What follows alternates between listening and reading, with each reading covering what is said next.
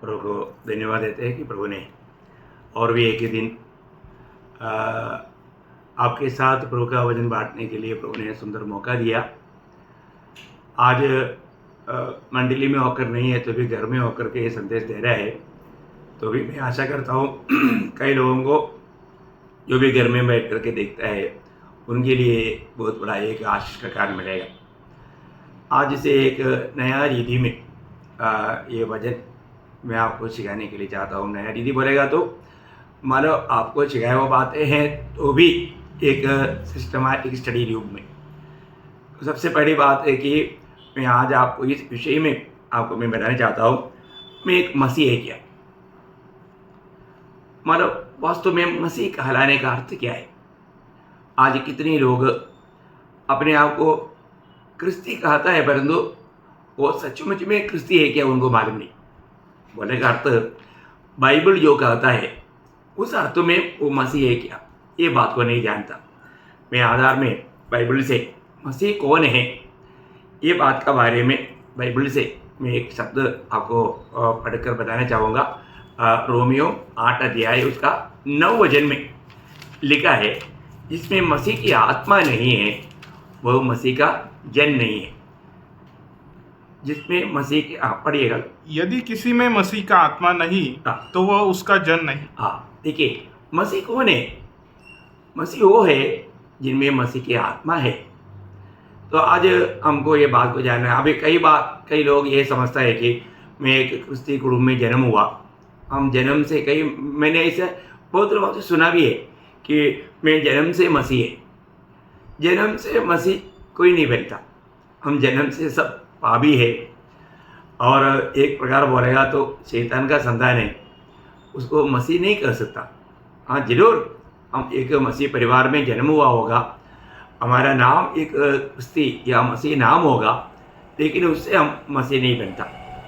तो प्रभु का वचन यहाँ पर हमने सुना, जिसमें मसीह की आत्मा नहीं वह मसीह का जन नहीं।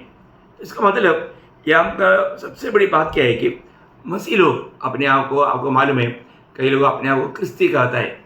क्रिस्ती करके बाइबल में सिर्फ 3 जगह पर ही लिखा है क्रिस्ती करके, है ना। सबसे पहले प्रेरितों का उसका 11 अध्याय का 26 वचन में हम लोग देखते हैं कि अंत्योक्या में, है ना, जब प्रेरितों का उसका 11 अध्याय का 26 वचन, और चेले सबसे पहले अंतकिया ही में मसीह कहलाए।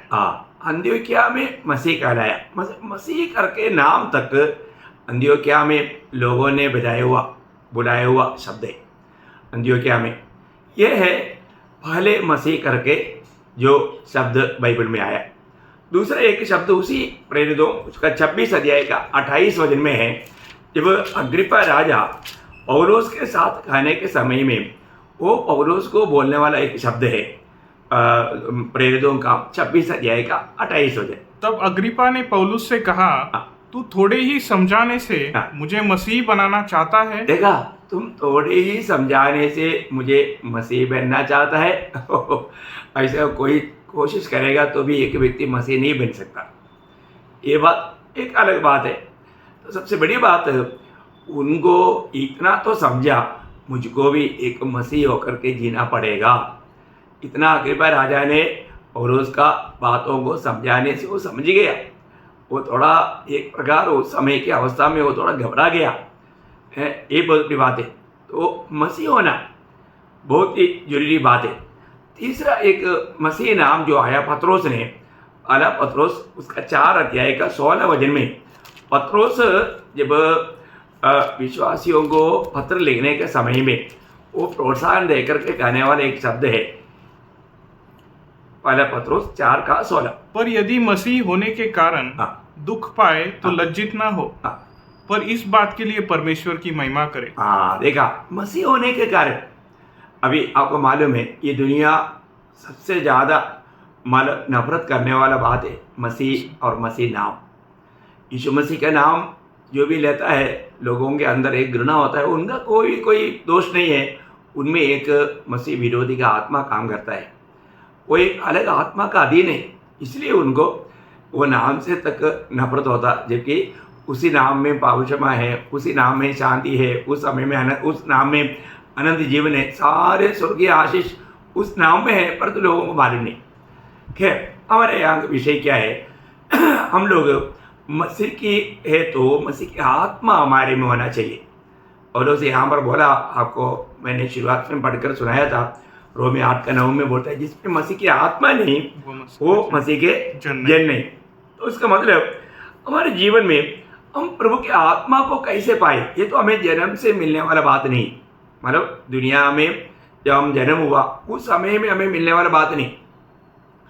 आत्मा हमें कैसे प्राप्त होता है, ये बात को सही रीति में बाइबल क्या कहता है, वचन क्या कहता है, उसका बारे में मैं आपको बताना चाहता हूँ। क्योंकि कई लोग क्या सोचता है कि मतलब कई विश्वासी लोग भी ऐसे कहते हुए मैंने सुना है कि मैंने मतलब 21 दिन उपवास किया, इसके बाद में मुझे आत्मा मिला है, नहीं तो पढ़ाना प्रभु का दास आकर के मेरे ऊपर हाथ रखा तब मुझे आत्मा मिला।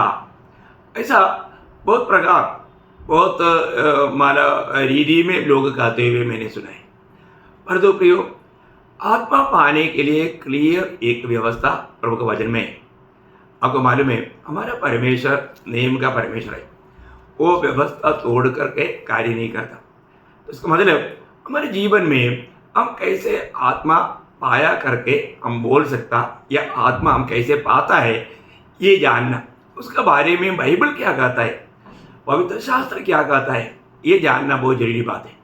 तो इसमें सबसे पहले मानव प्रभु यीशु मसीह ने आत्मा पाने के विषय में जो कहा वो शब्द हमारे लिए सबसे बड़ी बात है ना। यूहन्ना का सुसमाचार उसका 7 अध्याय उसका 39 वचन में हम लोग देखते हैं 37 से 39 तक प्रभु के आखिरी दिन में यीशु मसीह बताया वो बात है।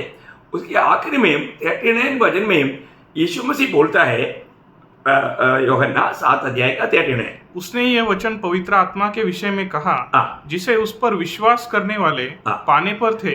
देखा, उसमें विश्वास करने वाले लोग पाने पर, उसका उस समय तक पाया नहीं। क्यों नहीं पाया, उसका कारण भी वहां पर लिखा है।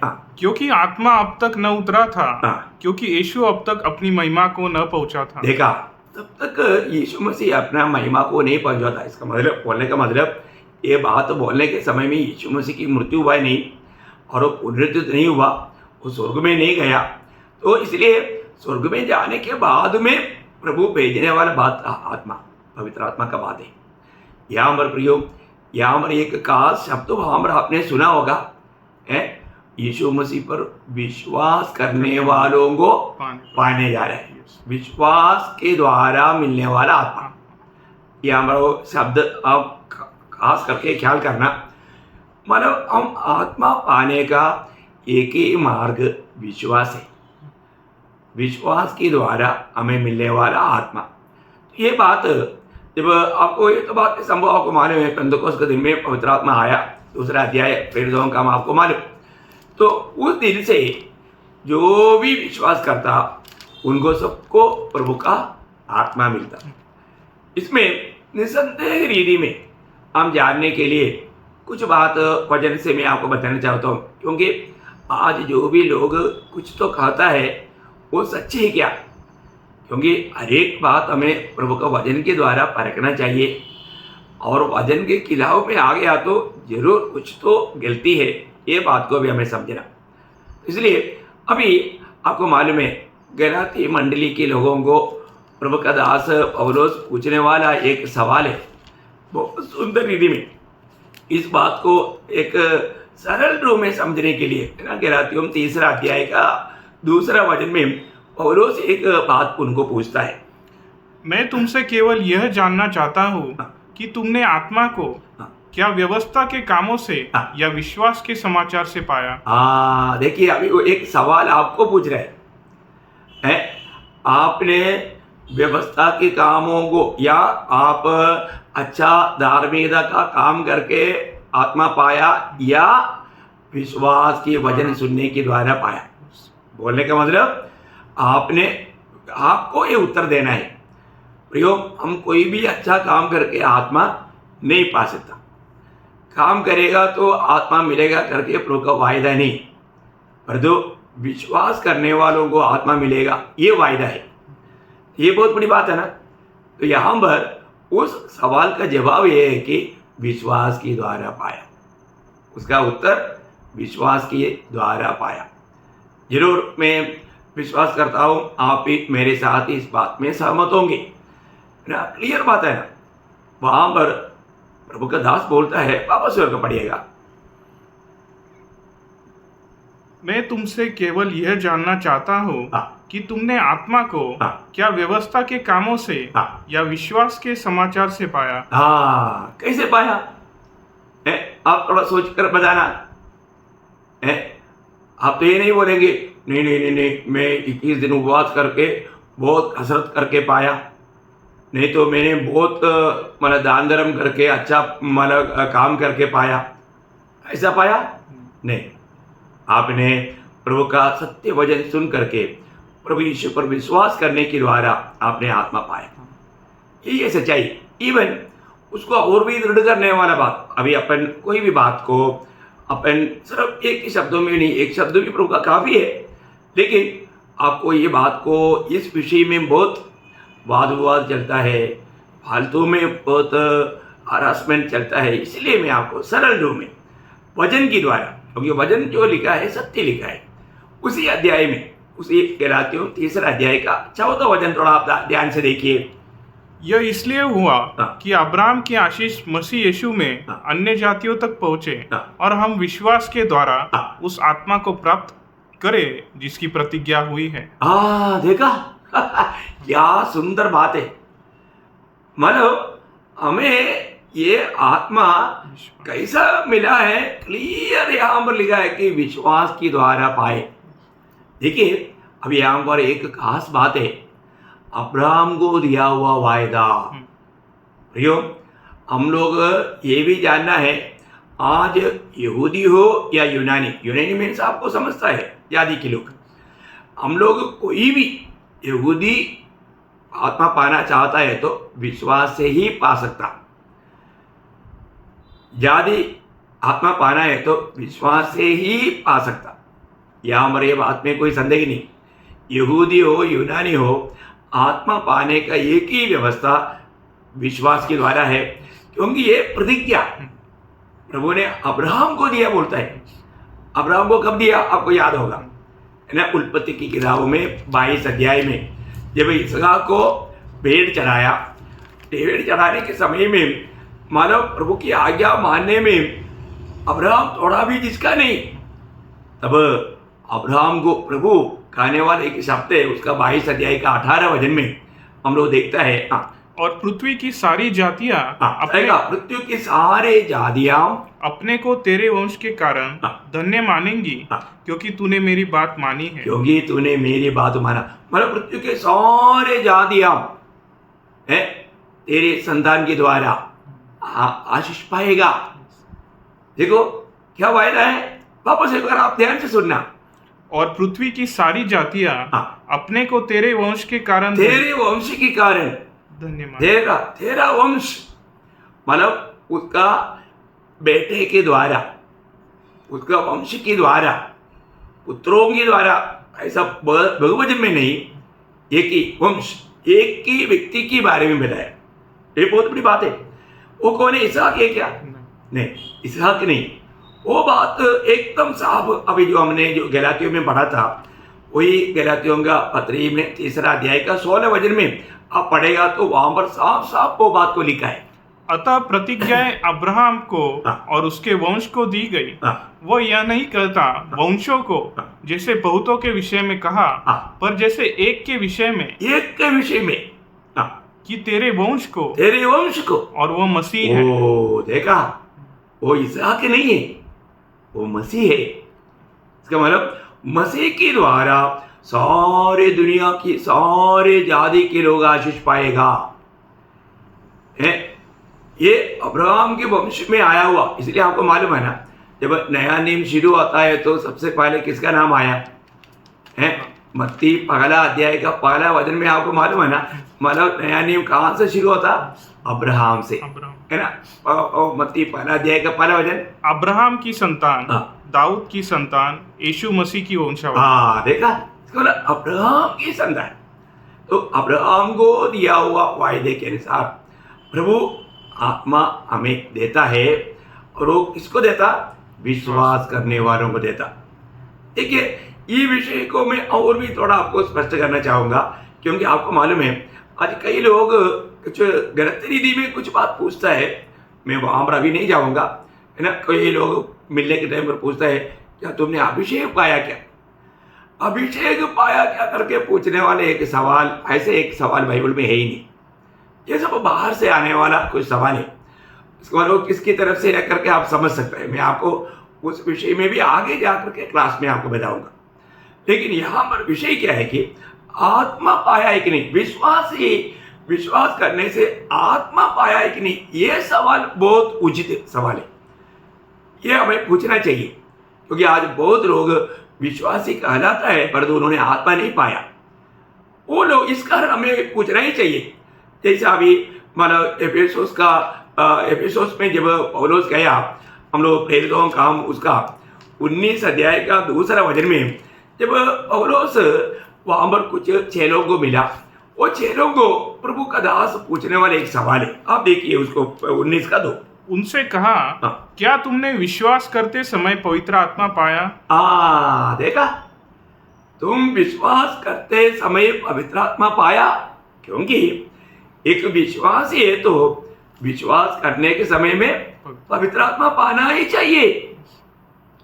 प्रियो, आप आज कहेंगे मैं क्रिस्ती हूँ, मैं विश्वासी हूँ, पर जो आपने पवित्र आत्मा पाया क्या है? आप विश्वास करके पवित्र आत्मा पाया क्या? ये हमें जानना बहुत जरूरी बात है।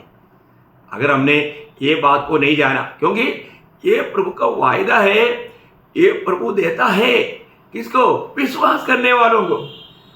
देखिए, आज भी आपको मालूम है, जब पतरोस कुरनेलियुस का भवन में गया, वहाँ पर संदेश सुनाया, वहाँ पर संदेश सुनने वाला उनके सबके ऊपर पवित्र आत्मा आया। और वो बात जब यरूशलेम में ये बात मालूम पड़ा तो उनको, यरूशलेम की मंडली को पतरोस बताने के समय में उन्होंने क्या गवाही दिया मालूम है? आप ध्यान से सुनिए, प्रेरितों का 11 अध्याय है ना, बहुत जानने वाली बात है। उसका 11 अध्याय का 17 वचन। अतः जब परमेश्वर ने उन्हें भी वही दान दिया जो हमें प्रभु यीशु मसीह पर विश्वास करने से मिला था। हमें प्रभु यीशु मसीह पर विश्वास करने से मिला था। देखा, उनको भी उदान दिया। पवित्र आत्मा ये प्रभु के ओर से दान है। तो सबसे बड़ी बात है, जो भी विश्वास करता है उनको सबसे पहले मिलने वाला एक दान है पवित्र आत्मा। अब यहाँ पर पतरोस यरूशलेम मंडली को यह बात का गवाही दे रहा है, हम जो विश्वास किया उस समय में हमको आत्मा मिला, वैसे उन्हें भी मिला। देखा प्रियो, हम लोग ये बात को जानना है, मैंने वास्तव में प्रभु पर विश्वास करने से मुझे आत्मा मिला क्या है? विश्वास करने वालों में ये आत्मा रहेगा।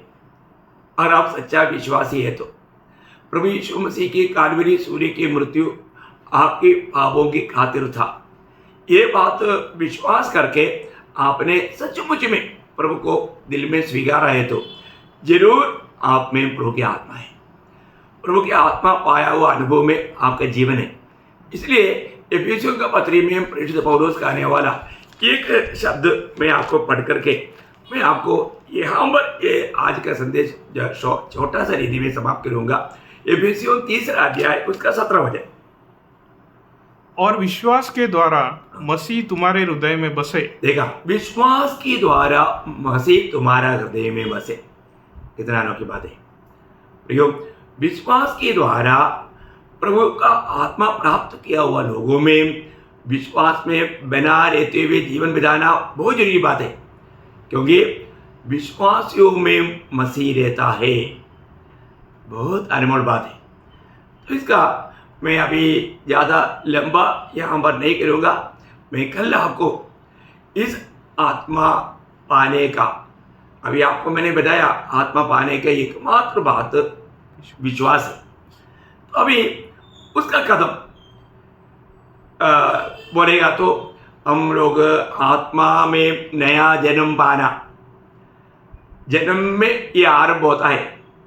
तो प्रभु का आगमन आज अगर नहीं हुआ, कल मैं आपको नया जन्म, क्योंकि नया जन्म आत्मा के द्वारा है, ये ऊपर से मिलने वाला एक जन्म है, इसका सबसे बड़ा श्रेष्ठता मैं आपको बताऊंगा। नया जन्म पाया हुआ अनेक लोगों में आत्मा है, वो आत्मा पाया हुआ लोग है। ये बात बहुत सरल रूप में मैं आपको बताना चाहता हूँ। आज मैंने आपको बताया वो बात आपको समझ में आया होगा कि हमने आत्मा पाया है क्या, मैं एक सच्चा मसीह है क्या। मैं एक मसीह है तो मुझ में मसीह की आत्मा होना ही चाहिए, मसीह की आत्मा पाया होना चाहिए। तो मैं मसीह की आत्मा कैसे पाता? मैंने सुसमाचार पर विश्वास करने के द्वारा, या प्रभु यीशु मसीह पर सुसमाचार बोलेगा तो वो एक समाचार नहीं, वो एक व्यक्ति है, वो प्रभु यीशु मसीह है। तो प्रभु यीशु मसीह पर विश्वास करने के द्वारा हमें आत्मा प्राप्त होता है। तो प्रभु आपको बहुत आशीष दे, प्रभु को महिमा मिले। आमीन।